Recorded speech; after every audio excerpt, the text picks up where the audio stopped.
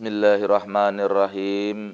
Alhamdulillah, sudah kita bacakan beberapa hadis-hadis Rasulullah Sallallahu Alaihi Wasallam yang masih kelanjutan dari subuh kemarin, masih terkait dengan masalah khusyuk di dalam sholat. Nah, pada hadis yang kita baca tadi, hadis nomor 434 dari Wa'il bin Hujar radhiyallahu anhu, ia berkata, apabila Rasulullah melakukan ruku, beliau merenggangkan jari-jarinya, dan apabila bersujud, beliau merapatkan jari-jarinya. Hadis rawahu Tabrani dalam kitab Al-Mu'jamul Kabir, sanadnya hasan, Majma'uz Zawaid jilid 2 halaman 325. Nah, di sini hadis-hadis yang kita baca pada pagi hari ini banyak terkait dengan gerakan-gerakan bagaimana bentuk jari-jari Rasulullah, berdirinya dan sebagainya dalam bentuk mencapai khusyuk secara johiriyah, ya. Nah, jadi secara badaniah. Nah, jadi udah ada tata caranya yang dilakukan oleh Rasul, yang dicontohkan oleh beliau, bagaimana kita, gerakan kita, bagaimana posisi kita terhadap sholat. Di antaranya di sini hadis nomor 434 ini menjelaskan bahwa apabila Rasul itu melakukan ruku, beliau merenggangkan jari-jarinya. Jadi waktu dia meletakkan jari-jari tangannya di lutut, waktu kita ruku itu kan jari-jari tangan kita di lutut ya. Nah, itu posisinya direnggangkan beliau. Jadi beliau merenggangkan jarinya, tidak rapat. Nah, waktu kita ruku itu kan badan kita membungkuk, kemudian kedua tangan kita atau kedua jari-jari tangan kita, jari-jari tangan kanan kita menempel di lutut kanan, jari-jari tangan kiri kita menempel di lutut sebelah kiri, pada posisi jari-jari itu renggang gitu. Nah, bukan rapat ya di situ. Jadi waktu ruku itu Rasulullah merenggangkan jarinya. Maksudnya ketika dia ruku itu posisi jari-jari yang menempel di lututnya itu dalam keadaan posisi direnggangkan. Nah, ketika beliau bersujud, beliau merapatkan jari-jarinya. Jadi posisi jari-jari tangan ketika ruku berbeda ketika posisi jari-jari tangan di dalam sujud. Di dalam ruku direnggangkan jari-jarinya, di dalam sujud dirapatkan jari-jarinya. Jadi enggak renggang ya, rapat. Nah, itu dia posisinya. Jadi sudah ada contohnya ya. Nah, ini mungkin bisa kita amalkan insyaallah ya. Waktu ruku direnggangkan, waktu sujud dirapatkan ya. Nah, selanjutnya hadis nomor 435 dari Abu Darda radhiyallahu an, ia berkata, barang siapa salat 2 rakaat dengan menyempurnakan ruku dan sujudnya, jika ia meminta sesuatu kepada Allah Ta'ala, maka pasti Allah akan memberikan permintaannya itu kepadanya, baik cepat ataupun lambat. Nah, jadi apabila seseorang sholat 2 rakaat dengan menyempurnakan ruku dan sujudnya, jadi disuruh sempurnakan, menyempurnakan ruku ya. Menyempurnakan ruku itu adalah bahwa ketika ruku itu, sempurnanya ruku itu ada tumakninahnya, berhenti dia sejenak, tidak langsung menyambung gerakan itu. Misalnya ruku, setelah ruku itu kan iktidal ya. Ruku itu membongkokkan badan, membungkukkan badan, membengkokkan badan, itu namanya ruku. Dan kemudian bangkit dari ruku waktu kita berdiri itu namanya iktidal. Nah, jadi antara ruku dengan iktidal itu, sebelum dia iktidal, itu rukunya itu sempurna. Nah, sempurna seperti apa sempurnanya ruku itu? Sampai badannya itu membentuk 90 derajat. Nah, 90 derajat itu ya, gini kan. Nah, kalau tegak lurus ini berapa itu? 180 derajat kalau berdiri kan. Kalau posisi kita berdiri ini 180 derajat. Tapi kalau kita bengkokkan 90 derajat, ya, 90 derajat. Jadi posisi kita pas 90 derajat itu bengkoknya. Nah, kalau busur itu siku ya, bentuk siku dia ya, bentuk siku. Sempurna. Artinya sempurna itu membentuk 90 derajat sempurna dan berhenti sejenak di situ. Jadi tidak langsung langsung bangkit, berhenti sejenak. Nah, Berhenti sejenak itu disitulah sekurang-kurangnya orang itu membaca 1 kali tasbih ruku.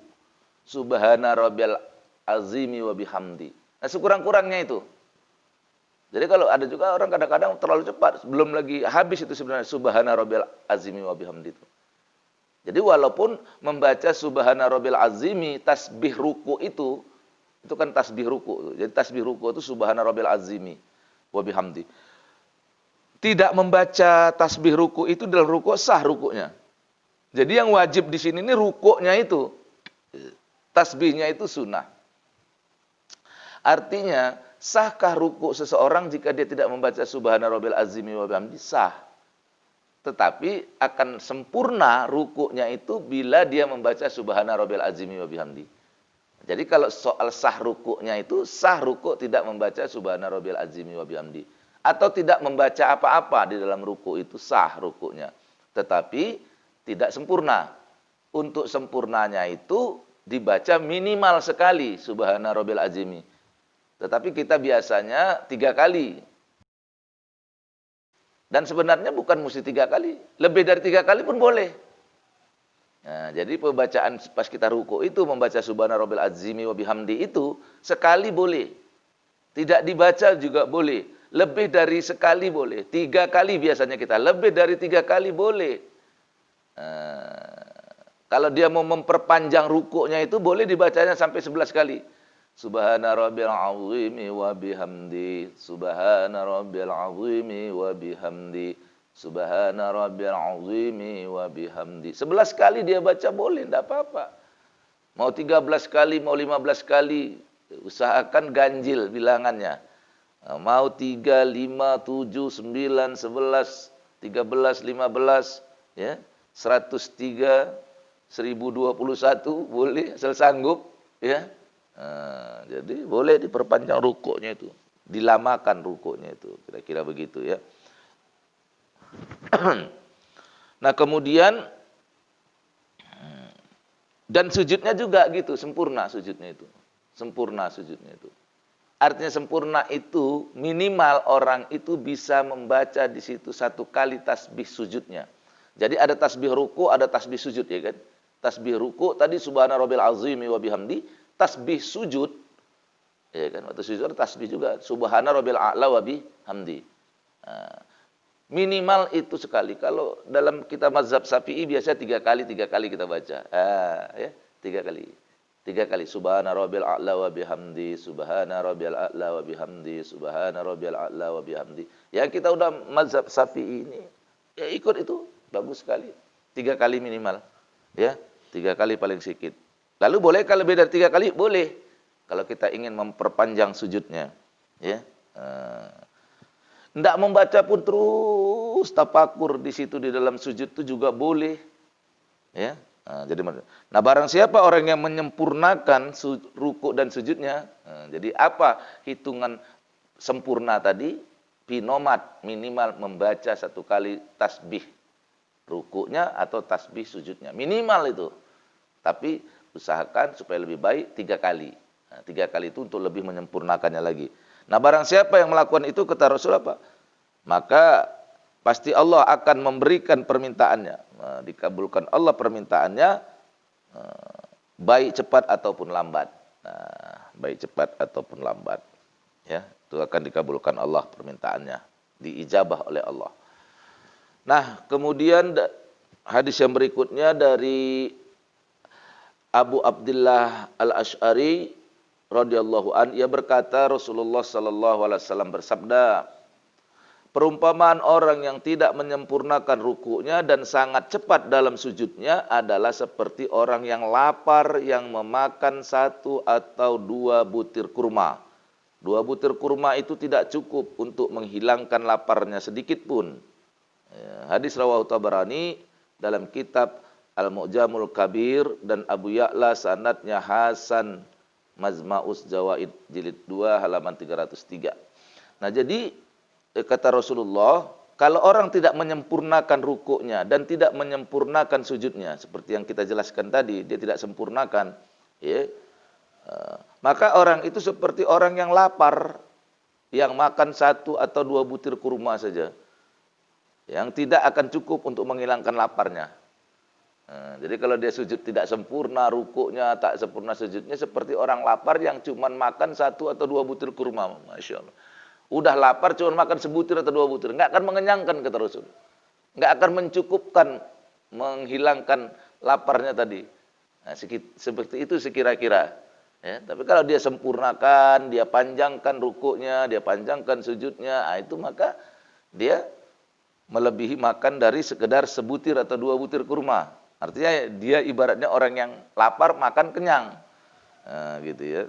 Ini enggak akan menutupi kalau cuma makan sebutir atau 2 butir. Cobalah kita enggak makan nasi, puasa, terus kita cuma makan sebutir atau 2 butir kurma, enggak makan yang lain lagi. Termasuk enggak makan nasi. Akan berkepanjangan rasa lapar yang ada, ya, itu dia. Nah, kemudian hadis yang nomor 437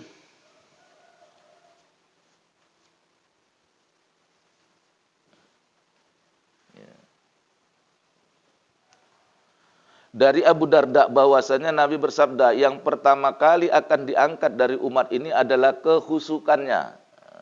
Sampai-sampai kamu tidak dapat melihat seorang pun yang husuk di antara umat ini. Ya.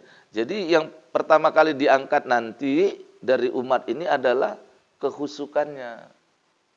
Ya, kehusukan sholatnya itu, husuknya itu. Ya. Yang pertama kali ditanya nanti di sana itu sholatnya. Ya. Lalu sholat itu apakah selesai di situ saja? Belum. Baru dikoreksi lagi sholat yang husuk. Yang pertama ditanya sholat memang, betul. Itu hadis Nabi juga gitu. Pada hari kiamat nanti, pada hari berbangkit, yang ditanya ini sholatnya. Terus apakah setelah selesai sholat itu ditanya selesai? Belum. Masih ada lagi pertanyaan tentang sholatnya husuk apa enggak? Ya, husuk apa tidak sholatnya? Ya kan? Waktu sholat itu pikirannya kemana? Karena Allah memerintahkan bukan sekedar sholatnya saja, perintah Allah itu sholat itu agar husuk, agar tenang, agar sholat itu mengingat Allah. Nah, itu perintah Allah. Jadi perintah Allah itu bukan sekedar mengerjakan sholat, aqimis sholat, menegakkan sholat. Menegakkan sholat itu di dalamnya ada khusyuk. Ya. Nah, itu dia. Nah, kemudian hadis 438 dari Abu Qatadah radhiyallahu an yang berkata, Rasulullah sallallahu alaihi wasallam bersabda, orang yang paling buruk curiannya adalah yang mencuri salatnya sendiri. Para sahabat bertanya, wahai Rasulullah, bagaimana ia mencuri salatnya sendiri? Beliau menjawab, ia tidak melakukan rukuk dan sujudnya dengan sempurna, atau tidak meluruskan tulang punggungnya dalam rukuk dan sujudnya. Hadis rawahu Ahmad dan Tabarani. Nah, jadi Rasulullah berkatakan, orang yang paling buruk itu, jadi kalau ada pencuri yang paling buruk itu kata Rasul, orang yang mencuri dalam sholat. Jadi pencuri paling buruk, seburuk-buruk pencuri gitu kira-kira maknanya. Ini seburuk-buruk pencuri adalah pencuri dalam sholat. Jadi ya, ada orang mencuri uang, ada orang mencuri pakaian orang, ada mencuri milik orang lain. Ternyata itu belum seburuk-buruk daripada orang yang mencuri dalam sholat. Wah, Masya Allah. Jadi ada istilah Rasulullah ini mencuri dalam sholat. Jadi seburuk-buruk pencuri itu kata Rasulullah adalah pencuri dalam sholat. Para sahabat bertanya, ya Rasulullah bagaimana ia mencuri sholatnya? Dia mencuri sholatnya sendiri gitu. Jadi kalau tadi mencuri orang punya yang dicurinya ya. Mencuri orang punya, mencuri uang orang, mencuri pakaian orang, itu orang punya yang dia curi. Ini kata Rasul seburuk-buruk pencuri, orang yang mencuri sholatnya sendiri. Dia mengerjakan sholat tapi dicurinya sendiri sholatnya itu, Masya Allah. Ya. Ya, macam mana orang yang mencuri sholatnya itu, kata Rasul, ya, mereka itu orang yang tidak menyempurnakan rukuknya, tidak menyempurnakan sujudnya, ya tidak sempurna. Kenapa tidak sempurna? Karena tidak sempat meluruskan tulang punggungnya dalam ruku dan sujudnya. Jadi waktu ruku itu kan harus lurus tulang punggung kita itu. Tulang punggung itu lurus, karena bengkok ya kan. Tidak sampai lurus dia. Gitu. Artinya apa? Tergesa-gesa orang ini. Terburu-buru dalam sholatnya. Jadi tidak boleh terburu-buru dalam gerakan itu. Dalam sujud juga gitu. Jangan terburu-buru dalam keseluruhan sholat. Ya, terutama terkhusus tadi waktu kita dalam keadaan ruku. Mungkin kalau di dalam berdiri jarang orang terburu-buru. Ya, karena baca Fatihah, baca ayat lagi. Tetapi di dalam ruku ini banyak orang yang terburu-buru. Banyak juga di dalam sujud orang yang terburu-buru. Orang yang seperti ini kata Rasul seperti orang ini seperti seburuk-buruk pencuri. Seburuk-buruk pencuri adalah pencuri sholatnya sendiri. Dia nyuri sholatnya sendiri. Nah, kalau orang lain mencuri harta orang lain, milik orang lain, dia mencuri miliknya sendiri, perbuatannya sendiri dicurinya. Nah kemudian di hadis nomor 439 dari Abu Hurairah radhiyallahu an, dia berkata Rasulullah sallallahu alaihi wasallam bersabda, Allah tidak memandang salat seseorang yang tidak menegakkan tulang punggungnya pada waktu i'tidal antara ruku dan sujud. Nah, Allah enggak memandang. Jadi Allah enggak memandang, Allah enggak melihat, artinya Allah tidak menerima, begitulah kira-kira. Enggak memandang, ya, enggak melihat, itu maknanya itu apa? Enggak nerima gitu. Itu maknanya sebenarnya. Kalau kata Allah tidak memandang, Allah tidak melihat, maksudnya Allah tidak terima, ya kan? Orang yang tidak menegakkan tulang punggungnya, itu tidak menyempurnakan rukuknya itu. Maaf, tidak menyempurnakan i'tidalnya. Bangun dari ruku itu i'tidal. Nah, itu harus sempurna. Tulang punggungnya itu lurus lagi. Sempurna. Makanya ada tasbihnya. Sami Allahu liman hamidah. Ya. Waktu kita itu ada tasbihnya, itu kita baca lagi tasbihnya. Dan kemudian kita juga jangan terburu-buru di situ. Nah, yang terakhir hadis nomor 440 dari Aisyah radhiyallahu anha, ia berkata, aku pernah bertanya kepada Rasulullah sallallahu alaihi wasallam tentang berpaling dalam salat. Beliau bersabda, itu adalah penyerobotan yang dilakukan oleh setan terhadap salat seseorang. Nah, ini kan berbagai macam keadaan fisik kita di waktu sholat itu beraneka macam ya, beraneka ragam. Inilah dia. Ya. Jadi Aisyah bertanya kepada Rasulullah, bagaimana orang yang berpaling, ya, berpaling dalam sholat, maksudnya pandangannya, ya, tentang berpaling dalam sholat. Maka Rasulullah itu adalah penyerobotan setan. Jadi setan masuk ketika kita berpaling dalam pandangan kita, ya kan? Berpaling dalam pandangan, menoleh. Berpaling itu menoleh. Menoleh ke kanan kah, menoleh ke kiri, atau nengok ke atas kah, gitu. Itu berpaling. Jadi berpaling itu ada gerakan daripada leher kita ini, ya, berpaling kita. Apakah ke kanan, apakah ke kiri, apakah ke atas, atau ke bawah, atau kemana saja, atau ke belakang kita melihat. Itu palingan itu, kata Rasulullah, itu penyerobotan setan. Jadi setan menyerobot. Menyerobot itu artinya apa? Merampok. Ya, menyerobot, dia masuk dia. Artinya apa? Itulah godaan setan. Nah, seperti itu kira-kira. Jadi itulah penyerobotan setan. Itu maksudnya itulah setan merampok, ya, merampok sholat seseorang, ya, menggoda sholat seseorang dengan berpalingnya dia di dalam sholatnya, baik berpaling ke atas, ke bawah, ke belakang, ke samping dan segalanya, segala macam bentuk. Hah? Termasuk mata kalau dia menggerakkan ininya. Tapi kalau dia tidak menggerak, cuman dia menggerakkan mata, karena di sini berpaling tadi itu gerak leher nih, bergerak leher. Kalau mata tidak begitu ini. Kalau mata kadang-kadang kita melirik ke atas ke bawah, tapi jangan melirik-lirik kali. Nah, jangan nengok kanan kiri, jangan bergerak kali. Fokus memang. Nah, jadi memang ya, termasuk mata itu juga. Jadi bisa juga memang berpaling ini bisa berpaling dalam pengertian lehernya bergerak, ya, atau cuman matanya saja yang bergerak, melirik kanan kiri matanya. Ada orang baru nih. Siapa ini? Jadi termasuk. Nah, justru karena itu makanya saya mengatakan terkait dengan pandangan ini, walaupun ada sebagian yang mengatakan bahwa tidak boleh memejamkan mata di dalam sholat, nah maka saya mengatakan, tapi ada juga yang mengatakan boleh. Jadi ada dua pendapat, ya, ada dua ikhtilaf mengenai memejamkan mata di dalam sholat. Sebagian ulama mengatakan tidak boleh memejamkan mata, makruh hukumnya, bukan ya makruh. Tetapi ada juga yang mengatakan tidak apa-apa, boleh saja memejamkan. Kalau saya tidak masalah memejamkan mata itu, karena ini justru kadang-kadang dilakukan untuk menghindari tadi itu berpaling pandangan tadi, ya kan? Nah, yang nggak boleh dipejamkan itu sebenarnya mata yang mana? Mata hatinya, itulah yang mencapai khusyuk, itu yang nggak boleh dipejamkan. Itu yang nggak boleh dipejamkan, ya. Kalau mata ini boleh ya, mata johir ini boleh dipejamkan. Karena itu kita khawatirnya kan gitu. Apalagi lewat sesuatu, benda kecil di dalam sajadah kita ketika kita sholat. Ini kan kadang-kadang menimbulkan pertanyaan, ya udah pejamkan aja matanya. Ini yang lewat ini, semut. Semalam semut hitam, ini hari semut putih, semut merah. Hati kita jadi kata-kata, memang ya udah lebih.